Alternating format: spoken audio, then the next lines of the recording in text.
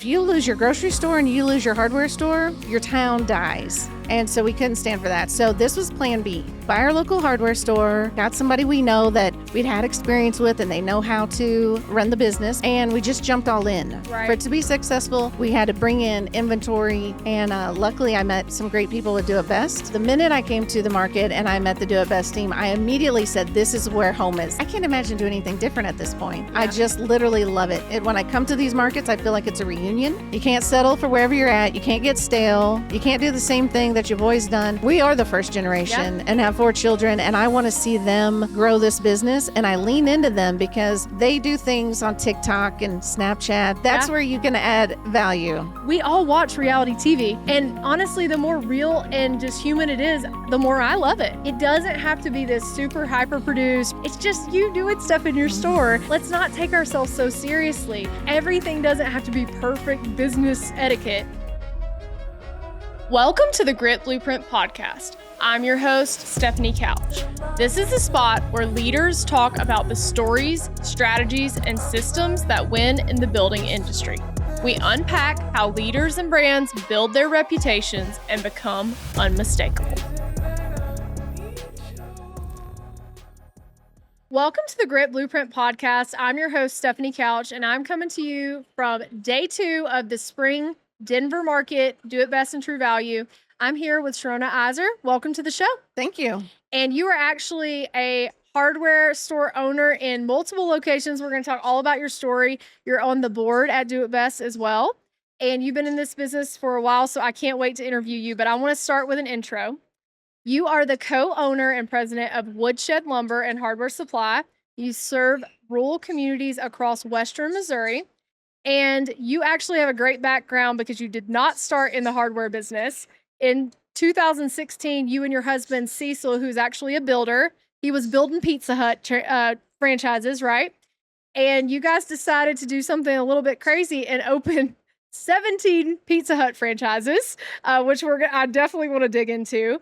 You then decided after a little while you're going to pivot from that, and you bought a struggling 6 decades old lumber yard that was about to close, and you completely reinvented it. At the time, you were 6 months pregnant, and you had no experience in lumber and hardware, and you basically got told a lot, like you're doing the wrong thing, you're growing too fast, but you decided not to listen to that, a girl after my own heart. And you have grown this now from 1 location with about $900,000 in sales to 6 locations, building brand new ground up retail stores and a rental business. You have won multiple awards across the industry, and you're doing great things in a very small town.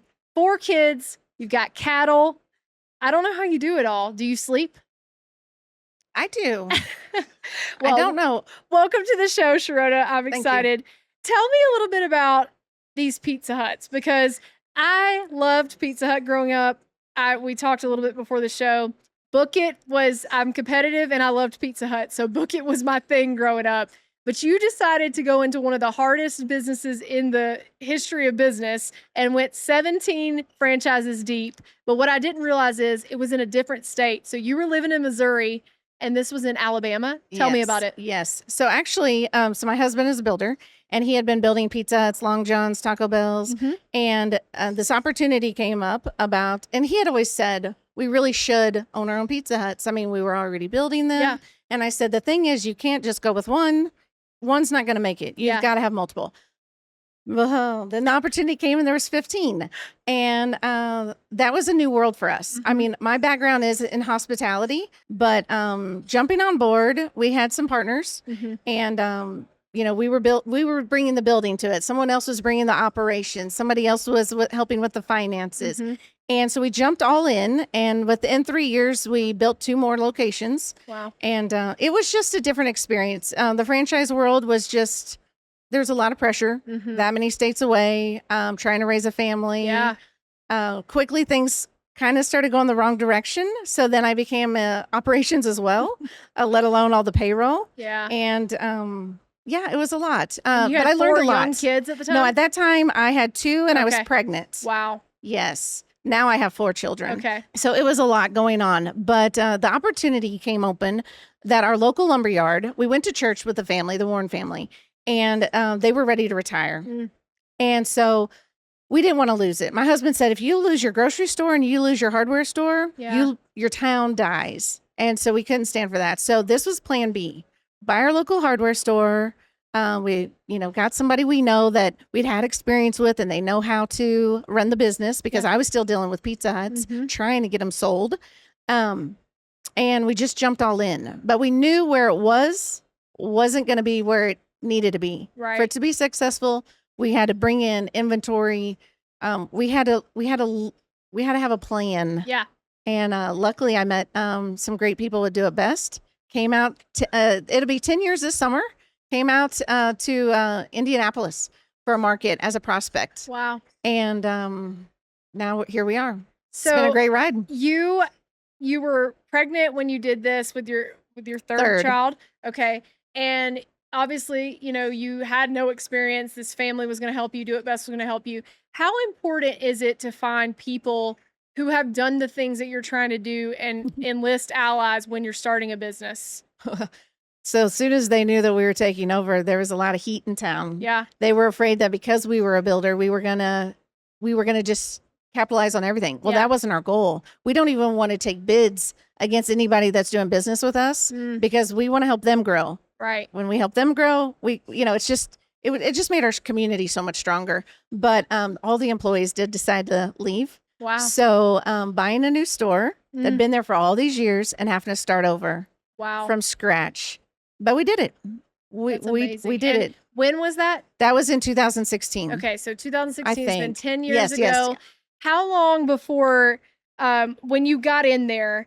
Tell me about the first year, because I know the first year of my business was it was a different type of stress. Like, I'd been in a corporate job and thought I kind of knew what I was doing, and being on your own and having to know every cycle of every part of the business is insane. Tell me about the first year. What was going through your head, your husband's head? How were you balancing it all? I really don't know how we juggled it all. Yeah. But luckily we had some, good people. And then we had people in the community that were willing to voice their opinion, give us some ideas. Good criticism is good, right? Vendors were excellent to work with. Tom Hartman, he helped me tremendously. His family, he was at my TM at the time, would Do It Best. And so he had the business. So I leaned on him a lot. I looked at him as he was just almost like this little side partner, so to speak, because I just felt really comfortable with him. I could ask questions, but learning how to we had already managed payroll. So I knew how to do payroll. Yeah. I knew how to pay bills. I knew how to do that kind of thing. But ordering, stocking, figuring out your inventory. But I had to lean on Eric Heidi. He works with us still today, and he's kind of my right-hand guy. And so without him, I would have been struggling. But I really don't know how we juggled it. The other thing I did is I really dove in with Do It Best. They offered core LDI classes. So even though I had a lot going on, I committed myself to learning everything I could about Do It Best. So then that way I knew who my resources were and who were going to help me. For someone who maybe is thinking about partnering with a co-op, they're not partnered with Do It Best. Tell me a little bit about the co-op model. What is it for someone who has no idea what we're talking about here? Why is it such an advantage? And talk a little bit about Do It Best. Oh, well, so coming from a franchise industry where they tell you have to give them royalties and all this for so many things, the bottom line they weren't worried about. And that's really hard. So the minute I came to the market and I met the Do It Best team, I immediately said, this is where home is. This is where I could see us being for I can't imagine doing anything different at this point. Yeah. I just literally love it. When I come to these markets, I feel like it's a reunion. I spend more time visiting and hugging than I probably do shopping, but we'll make up for that. Yeah. To keep the store stocked. But it's just a different world, and I can't imagine doing this with anybody else other than Do It Best. And you mentioned CORE, which is the College of Retail Excellence, and taught you kind of how to go to market with that retail space and store design and all those things that you maybe had no experience in. Yeah, because 4 years in, we decided to buy, actually Eric Knox presented some new properties that were available. And I said, oh, by the way, I should tell you I'm pregnant again. And I was nervous because I didn't want to tell him. I didn't want him to think I couldn't do it. Yeah. But I was like, if we're going to do it, now's the time. I can't miss this opportunity. These two other locations are 30 miles from ours, serving different markets. but they're rural. I mean, they're home, Yeah. but they're in different counties, right? But I still felt like we could do it. So luckily, again, the support system at Do It Best was incredible.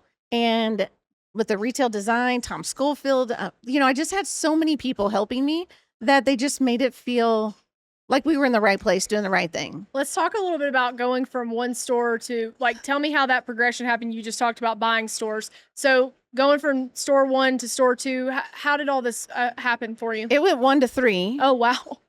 Okay. And with a retail start project, so we did a full blown remodel. We Okay. had to go in and we didn't like the floors. Mm-hmm. So we had to learn what a gondola train was and move all the fixtures over and, make a mess. But you have to stay open. You can't close the doors because the last thing you want to do is give anybody a chance to go to your competitor. Yeah. You do not want to send them out of town. Let me do the windshield time. I don't want my customers. Their time is money, and they need to be working. So we did a lot of work at night, and we do a lot of it ourselves. And some people, they might. That is an advantage. I'm blessed to be married to the man that I am because he is gifted and talented, and it's always good when your husband can do the thing that you're making money doing. It is, yeah. And he does a really good job. That's great. So it was a lot. It was messy. I mean, you should have seen me on opening day. I've got the little pouch, and Marlo was sitting in there, and I'm bouncing and checking people out. And years later, a guy goes, I never knew you were the owner, and which is actually kind of a compliment because he probably thought I had some child labor laws going. That was not good. But it was interesting because it's just how people perceive you. They might not really realize that you're the one in charge. Yeah. It's interesting when you think about how many people in this industry have older businesses. They have maybe generational changes happening now, but maybe they don't have anyone to take over the business and they do want to sell. I know you said actually Do It Best kind of helped you find those stores. For someone that's looking to buy a store or maybe sell their store, what advice would you have when you went through that process with obviously someone else? What kind of things did you go through maybe that you wish you knew that now you do? I know. I feel like I tried it for every time that it happened. I felt like I wanted to learn from the last one. Did it make sense to tell the employees ahead of time? Like we went out and got the local restaurant to prepare a meal and invited them all in. But I don't know how you ease people's mind. Yeah. I mean, it's no different than any kind of situation you're in. People are scared of change and trying to reassure them and let them know who you are and what you've done. And I hope by now that we become more of a household name that people aren't so nervous about it. But it hasn't gotten easier. We do, you lose people, but you kind of have a plan. You hope for a plan. That doesn't always work out. So there's got to be another plan. You got to be on top of your game to just figure it out, but then not over stress, because there's only so much that we can handle anyways. So it's funny. My husband, I think, always worries a little bit more, and then he might get stressed out because I'm not worried enough. But I'm like, we both can't be worried. It just can't work out that way. It's not going to work. Not everybody can. Well, there's usually yin and yang. That's how Ben and I are. He's more risk adverse. I'm more the risk taker, and we balance each other out. So I call him the brakes, and I'm the gas, and we need both, right? That's nice. That's to good. Not drive off the proverbial or real cliff, either one. There you go. Well, I want to talk a little bit about some of the stuff you're doing in your store because we're going to be on a panel later talking about marketing and some of the ways you're growing your store. And you're doing something really cool in your local market. So you have started doing live radio segments several times a week. Tell me a little bit about that. You're not reading a script. It's not, commercials that you recorded. You're just getting on there and talking. Yeah. Tell me about that. How did it come about? And what are you doing on these shows? So one of the ladies that comes around and she had been working, trying to get me to advertise with their radio station for quite a while. And I finally was like, this girl's got some hustle. I should give her a chance. Yeah. And then she's the one that said, would you be interested in doing these live videos? And I thought, do I have to go anywhere? And instead they just call me up and we talk 5 to 10 minutes. And sometimes the DJ has already they're following me on Facebook. So they'll go out and see what we've got going on. Yeah. But we have about a minute before we go on radio. And they're like, anything you want to talk about? And so some days it might be about my dog. Yeah. The new puppy, Penny. So Penny the puppy, we're going to show a picture on video. There's also a puppy sitting right out here that I'm trying not to get distracted by. Dogs are my favorite thing, right? Yes. So Penny the puppy is, tell me about Penny. Tell the audience about Penny. Okay, so my 9-year-old decided for Christmas she wanted a pink 4-wheeler, a cell phone, or a puppy. The last thing I need is a puppy, right?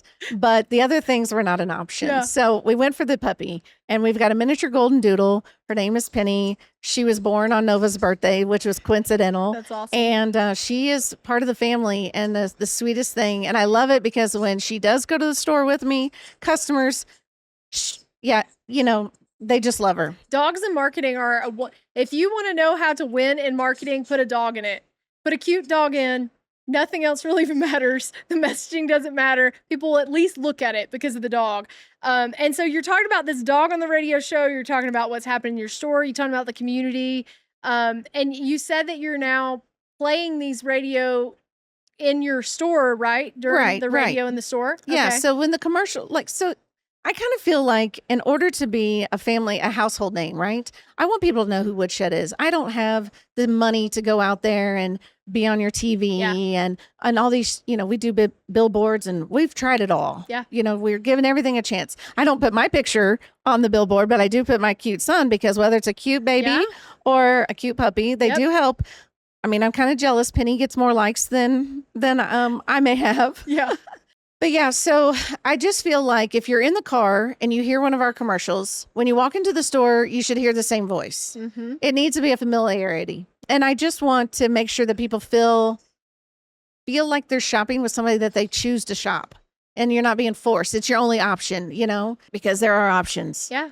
And you're building fans, winning over people and building loyalty. This episode of the Grit Blueprint podcast was sponsored by Do It Best Group. Do It Best Group is the largest co-op in the world, and they help independent hardware and lumber yards all over North America win. Do It Best offers services, products, and people that can help you win long term. They are the champion of independence. You talked a little bit about branding, and we've talked a lot about social media, and we're going to talk more this afternoon about some of the things you're doing.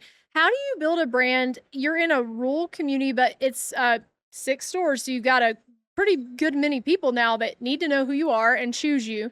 How do you build brand that people care about? What's worked for you? Maybe some of the things that you've tried over the years, and just tell people, because I really believe local business owners are great at operations. They have great products, but a lot of times they do stumble on getting people to remember them and choose them. Yeah, that's probably been, it's not going to be, well, if anybody can do it right out of the gate, I applaud you. And I want to know what your Cliff Notes versions were, because I am still, just last week I was plugging around in Google and Apple Maps and trying to figure out if it knows where to find me. I always want to put myself in the customer's perspective. I want to know, what do they see? What are they thinking of? Mm-hmm. So whether it's, our Woodshed logo that's flying up in the air, or if you see it on Facebook, or hear us on the radio, it all just has to tie in. Yeah. And it always blows my mind when somebody says, oh, I didn't know you had this, or I didn't know you were there. What is the Woodshed? And some people think we're just going to take you out back, but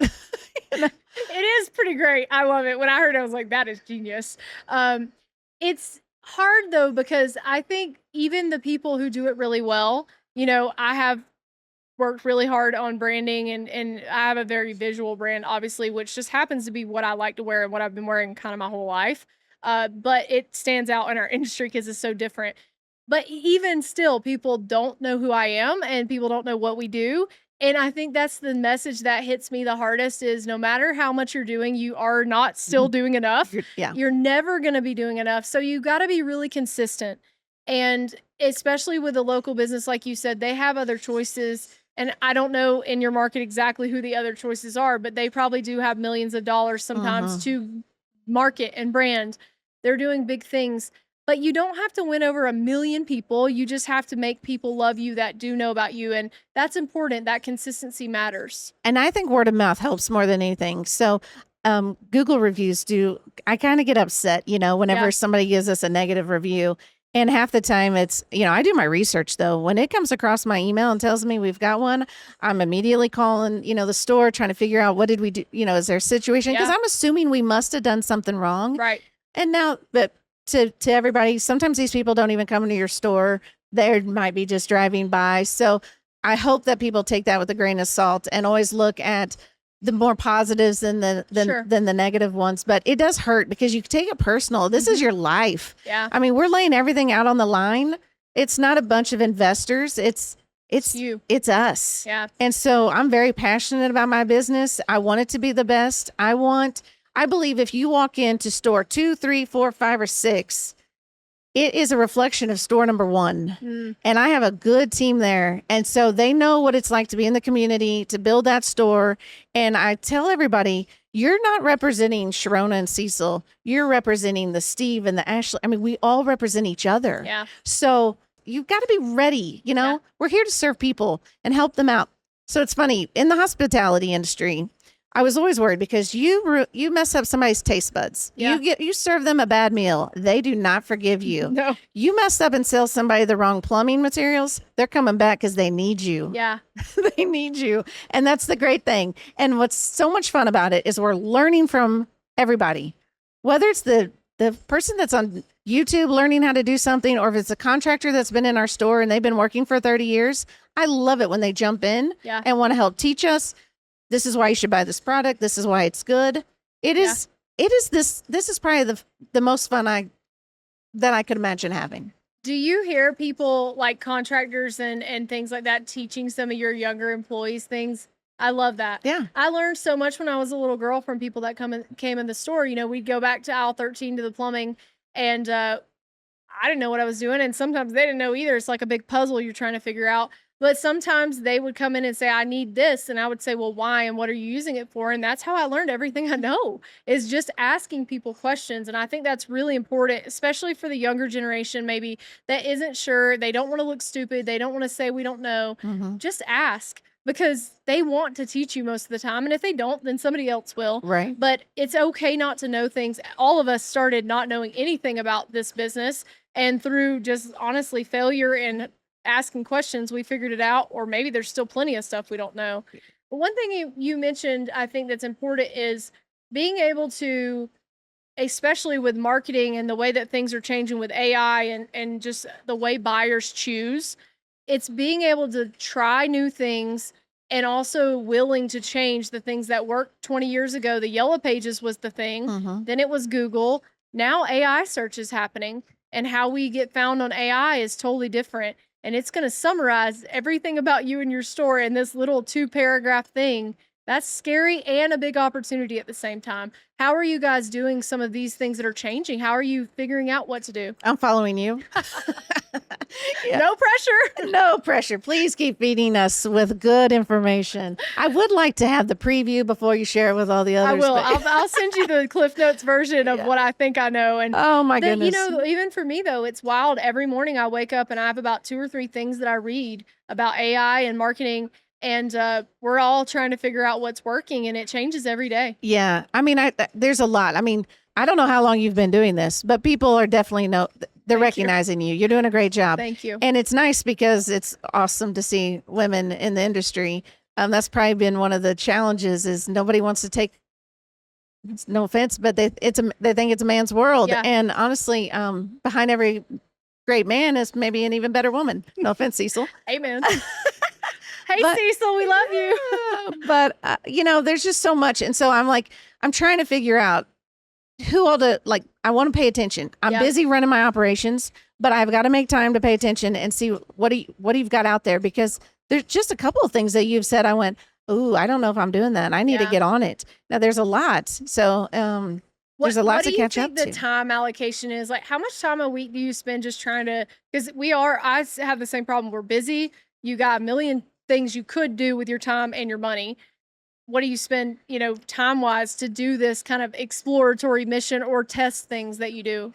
I'll be honest with you. I'm probably laying in my bed with my computer. I'm wherever I can that I have some peace and quiet, that I can do that, because during the day, if I could work 24 hours a day, and didn't need any sleep, I sure would. too. If you because figure that out. I can't get it all done. If you figure that out, let me know how to do that in a legal way, of course. Yes, for of sure. course. Because I can't do energy drinks, so I'm in trouble there. Well, it's never ending, and I think that's the thing is figuring out what is most important that would move the needle the most for you, and just trying to solve one problem at a time. Yeah, you can't tackle it all, but It's the only way you- I've figured out how to even make any progress. But you have to put one step in front of the other and keep trying to make progress. Yeah. You can't settle for wherever you're at. You can't get stale. You can't do the same thing that you've always done. And I think that's why I'm so you were talking earlier about generation, and obviously we are the first generation and have 4 children, and I want to see them grow this business, and I lean into them because they do things on TikTok and Snapchat, and I'm being coached that I might not be very good at it, but I'm like, that's why. That's where you can add value. Well, tell me a little bit about that, because I think that is, we have this older generation word of mouth, and they like the old school ways of finding things. But let's talk about what's coming, what's next. So you're doing TikTok videos, you're getting your staff involved. You mentioned, tell me the story. I think your kids got maybe one of the staff members involved, or some of your staff got another staff member involved and did some videos. Well, yes. So I kept asking everybody if they would please help. I was like, I'm not comfortable being in front of the camera. I don't mind being on the radio, but in front of the camera is kind of odd for me. So they were all nervous. But then I thought, how am I going to ask them to do something I'm not willing to do? So I bit the bullet and I pulled out my phone and I turned it back on myself. And that was really weird. Didn't like the angle, and I just hit the live button, not realizing that probably wasn't the part that was the most important. It was the fact that somebody said, it's for the people that are looking at it later.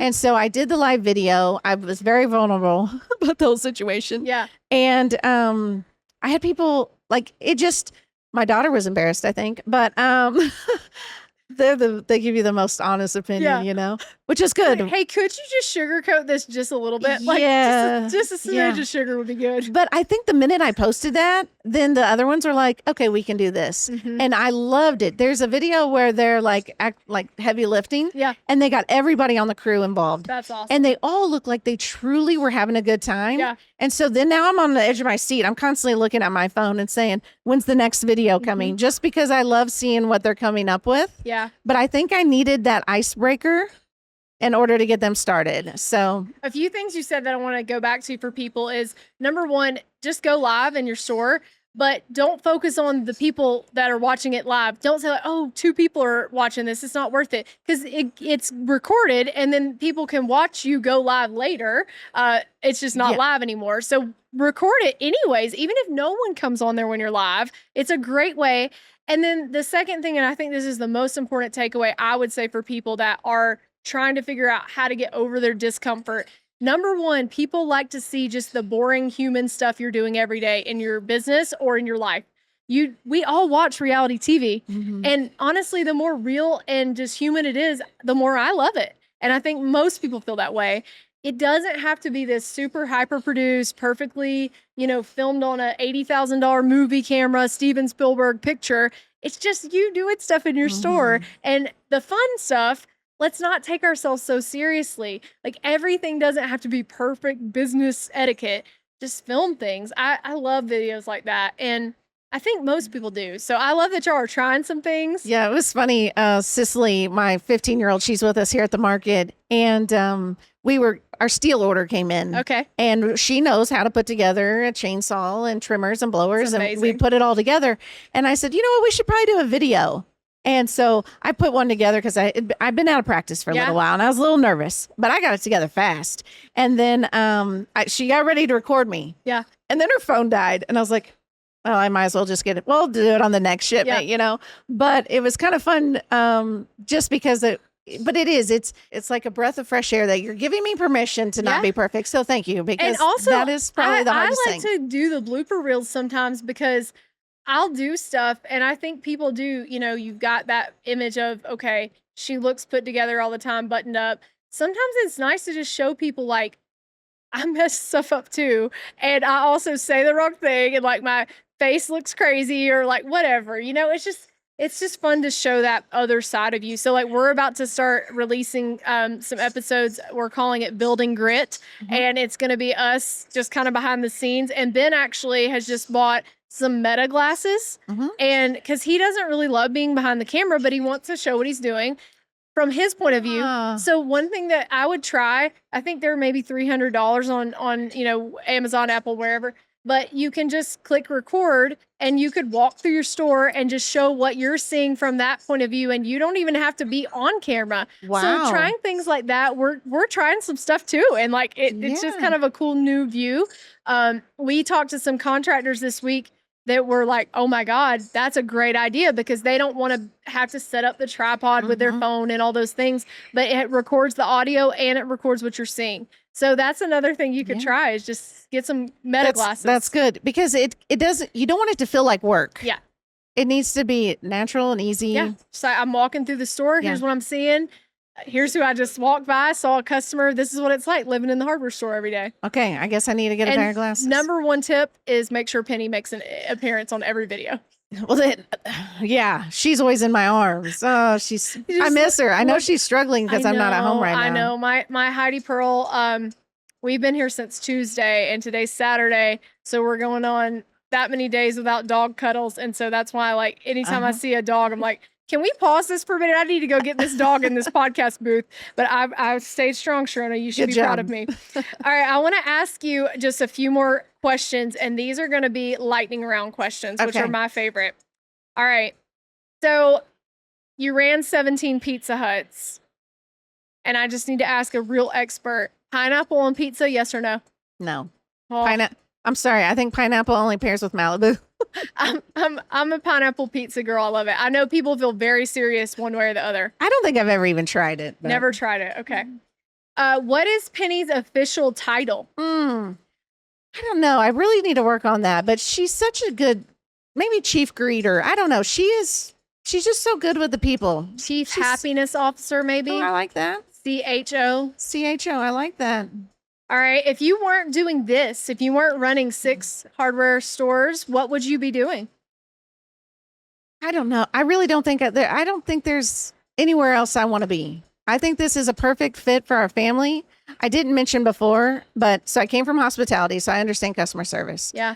I was an educator, so I get an opportunity to teach. You know, it's a different setting. Yeah. But whether it's teaching the younger generation that I'm hiring, or the customers, and then getting to build stuff with people, it's just I can't even picture anything else. I feel like I've already done everything else that was on my little list as a kid, that I'm finally where I'm supposed to be. And isn't it funny how I'm sure you never even imagined that this could be your world? Never. Even though your husband was in construction. Never in my wildest dreams. I couldn't even get a job in retail as a 15-year-old.